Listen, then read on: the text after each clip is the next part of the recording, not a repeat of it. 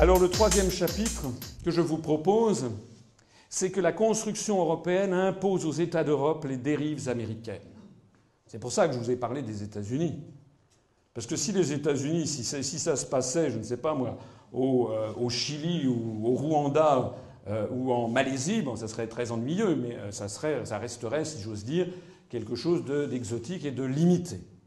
Le problème, c'est que la construction européenne, comme on va le voir, impose aux États d'Europe justement ces mêmes dérives. Alors je vais utiliser ici quelques planches que vous avez pour certains d'entre vous déjà vues, puisque je les renouvelle, mais je me permets, notamment pour ceux qui nous découvrent, de les présenter. Pourquoi est-ce que j'ai montré ici ce livre? C'est le livre des 36 stratagèmes, le manuel secret de l'art de la guerre. C'est un manuel de stratagèmes chinois élaboré au cours des siècles et qui a été publié pour la première fois sous la dynastie Ming. Et pourquoi je le montre? Eh bien parce que je l'explique dans d'autres conférences. En réalité, on ne peut pas comprendre la politique américaine sur la construction européenne, puisque je prouve dans d'autres conférences que ce sont les États-Unis d'Amérique qui, depuis la fin de la Seconde Guerre mondiale, n'ont pas arrêté d'imposer la construction européenne. Alors je l'ai montré, c'était hier d'ailleurs, pour ceux qui étaient là. Donc je ne vais pas refaire ce que je disais hier, mais je voulais simplement ici rappeler pourquoi les États-Unis poussent-ils tellement à la construction européenne. C'est en vertu du 35e des 36 stratagèmes chinois qui sont étudiés dans toutes les écoles de guerre. Le fait que ce soit chinois ne doit pas vous faire penser que c'est limité à la Chine. Lian Huanzhe, c'est le stratagème des chaînes, ça veut dire en chinois. C'est le 35e des 36 stratagèmes classiques de l'art chinois de la guerre, défini sous la dynastie Ming, qui consiste à pousser l'ennemi ou l'adversaire à s'entraver lui-même dans des liens absurdes et autobloquants qui lui ôtent toute mobilité stratégique et tactique et qui l'empêchent de pouvoir se défendre. C'est justement pour ça que les États-Unis poussent à la construction européenne. Et vous vous rappelez cette métaphore, pour ceux qui l'ont déjà vue, une métaphore que je crois parlante. Le propriétaire d'une maison individuelle est seul maître chez lui. S'il veut repeindre ses volets, changer sa toiture, repeindre la cage d'escalier, il le fait s'il veut, quand il veut, avec les couleurs de son choix, la peinture de son choix, bref, il est libre.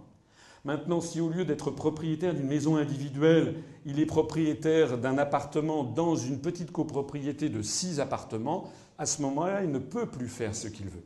Oui, il peut repeindre, évidemment, il peut repeindre comment dirais-je, une chambre ou sa cuisine, mais en revanche, il ne peut plus changer les volets. Il lui faut obtenir l'accord de la copropriété. Il ne peut plus installer de store. Il ne peut pas changer la couleur de la cage d'escalier, etc. Il faut obtenir l'autorisation des 5 autres copropriétaires. Tout devient beaucoup plus compliqué, ralenti. Et un copropriétaire est souvent obligé de renoncer à ce qu'il voulait. Et puis maintenant, si au lieu d'être propriétaire dans une petite copropriété de 6 appartements, vous êtes copropriétaire dans une copropriété de 27 appartements dans un grand ensemble, à ce moment-là, vous ne décidez plus de rien. C'est le syndic qui va décider de tout, puisque les gens d'ailleurs ne se connaissent plus du tout dans ce grand ensemble. Donc comme vous l'avez compris, c'est une illustration de ce stratagème des chaînes. La métaphore, la maison individuelle, c'est un pays indépendant et souverain, comme était la France jusque dans les années 60-70. La copropriété de 6 appartements, c'est l'Europe des 6. Le grand ensemble, c'est l'Europe élargie, c'est l'Europe à 27. Donc on voit bien que ça, c'était jusqu'aux années 60-70. La France était maîtresse de son destin, décidait de ce qu'elle voulait.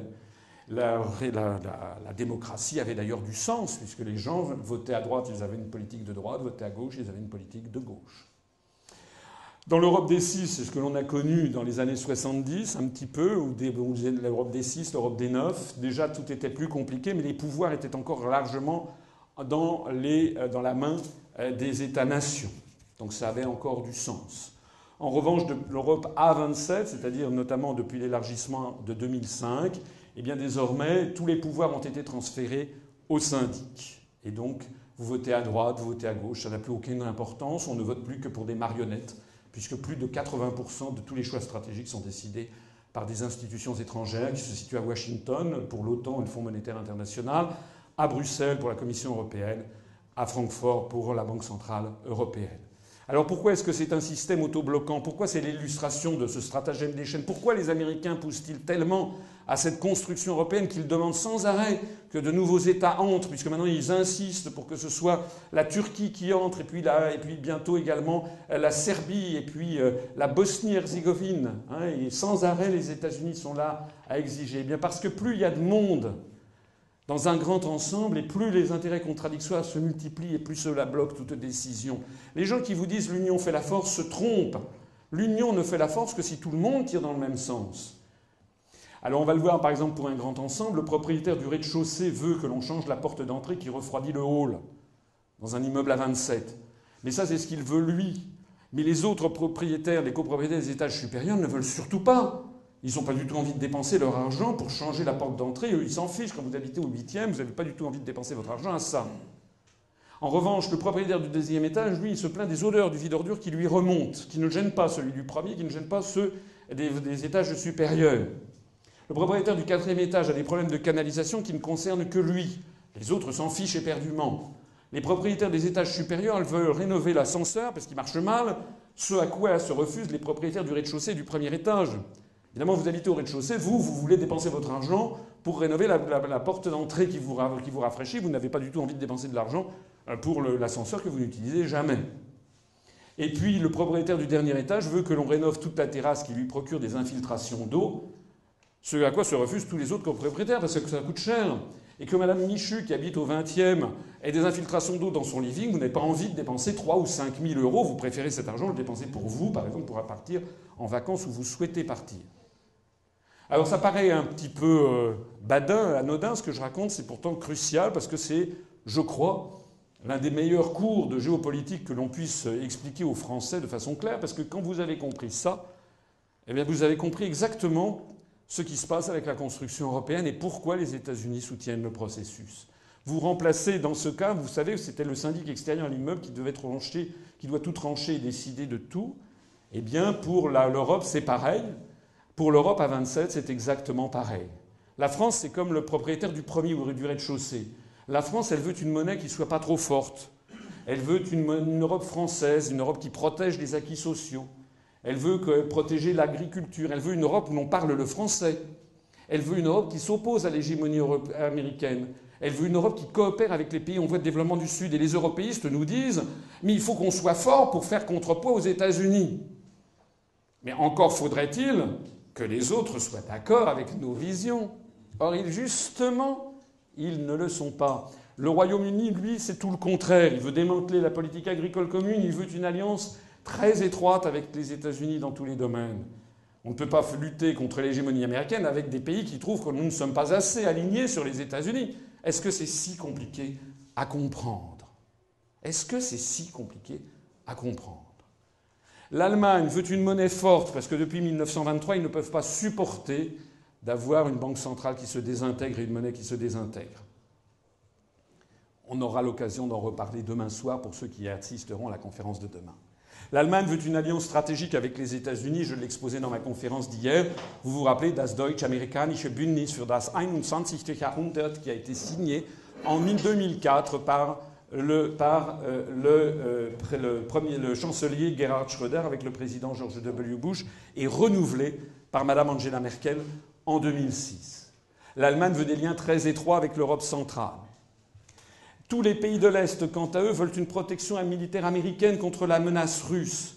Ils refusent toute harmonisation sociale et fiscale avec les pays riches de l'Ouest pour mieux les concurrencer. Ils ne sont entrés dans l'Union européenne que justement pour bénéficier de cette manne. Donc l'idée, par exemple, d'harmoniser la fiscalité ou les conditions sociales au sein de l'Europe, c'est ce que disent les Français. Mais tous les pays de l'Est préféreraient se faire arracher les yeux plutôt que de l'accepter, puisqu'ils ne sont entrés justement que pour bénéficier du décalage. Et puis le Luxembourg refuse la lutte contre les paradis fiscaux, puisque c'est ce qui l'enrichit. Et puis Malte, Chypre et la Grèce ne veulent pas de mesures trop contraignantes contre la pollution maritime, par exemple, puisque ce sont les pays où sont installés les plus grands armateurs de navires. Alors même s'ils ont des navires qui ont des pavillons de complaisance aux Bahamas, au Panama, au Libéria ou au Vanuatu, il n'en demeure pas moins qu'ils refusent les mesures contraignantes. Ils se fichent éperdument lorsqu'il y a des naufrages avec des marées noires dans la Manche. Ça ne les concerne pas. Ça ne concerne pas Malte, Chypre et la Grèce. Donc vous avez exactement le même phénomène que je disais à l'instant pour le grand ensemble, et c'est donc un syndic extérieur à l'Europe à 27 qui va donc décider de tout. Comme on est dans une situation de blocage continuel, ceux qui vont décider, ce sont les forces qui ont l'autorité, la puissance fédératrice et la puissance de lobbying à Bruxelles pour imposer les solutions. C'est la raison pour laquelle ce phénomène, ce stratagème des chaînes, donne également tout pouvoir aux forces euro-atlantistes pour démanteler nos libertés publiques dans tous les pays d'Europe à la fois. Parce que nous sommes, ce n'est pas les Français qui le veulent, c'est par solidarité européenne et parce que l'Europe est complètement dans la main des États-Unis, pour les raisons que j'explique notamment, dont vous l'avez vu dans la conférence d'hier soir, que nous sommes entraînés de façon fatale vers une remise en cause de nos libertés publiques. Il suffit d'ailleurs de voir la chronologie des événements. C'est bien depuis qu'il y a eu le Patriot Act américain que les pays d'Europe sont lancés dans une course au démantèlement.